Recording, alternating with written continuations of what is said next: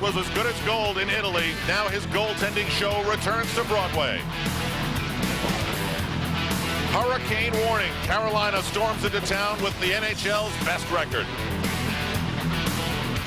And we'll look back at a silver medal that time forgot from 1972.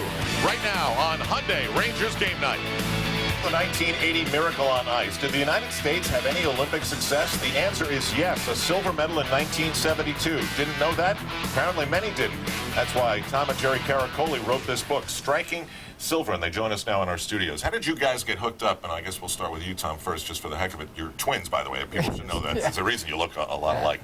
Why did you get hooked onto this story?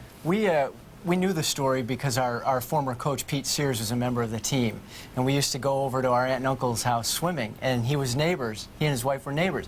So we'd knock on the door and say, "Hey, Pete, can we come in and see your silver medal?" And he'd let us in and tell us the story of all the memorabilia and the silver medal hanging in his den.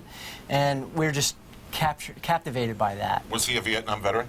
He's a Vietnam veteran, yeah. And that plays into this story as well. The time that this was with the United States and Vietnam, and how there was a draft, and some guys had to worry about what their draft number was. Give us a perspective on that. Well, there was 5 guys in total that were on the team, and basically they were either make the team or go to Saigon.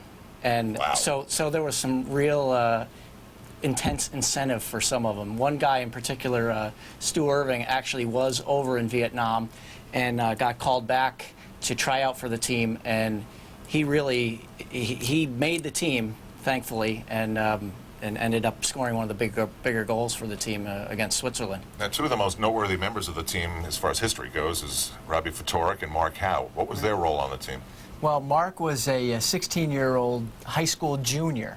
He was one of the last guys picked up on the team, maybe 3 or 4 weeks before the Olympics. And Murray Williamson, who was the coach, the 19-year-old wunderkind from Needham, Mass, who was setting all kinds of high school records back in high school. And he was just a natural player who loved to go down the ice. Now, one of the biggest reasons that this is the medal that America has forgotten is the time frame. This was in Sapporo, Japan. NBC had what's compared to now, the coverage was minuscule. What did they do to not show the Olympic hockey team, and to what extent did they not get shown?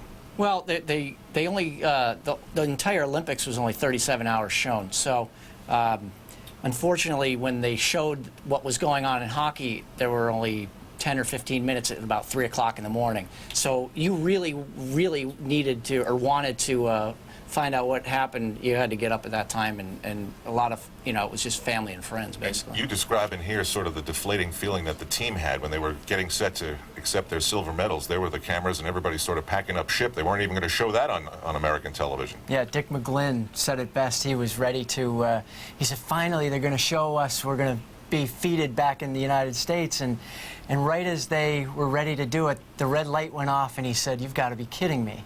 And from there on, 34 years of relative obscurity, and they're a great group of guys, and we're privileged to tell their story. Now, the coach was who? Because he was a character also. Yeah, he was a real character, Murray Williamson, and he really was one of the innovators of American hockey and helped revolutionize American hockey.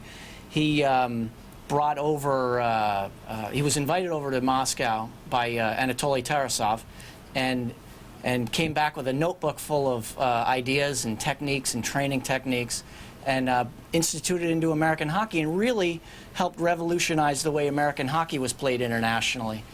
Fascinating story. Striking Silver by Tom and Jerry Caraccioli, with a forward by Mark Howe, the son of the great Gordie Howe. They won the silver medal in the Olympics in 1972. We've in Vietnam and Nixon in the draft, and you've got a really interesting read. Go to Amazon.com and check out Striking Silver. Back after this.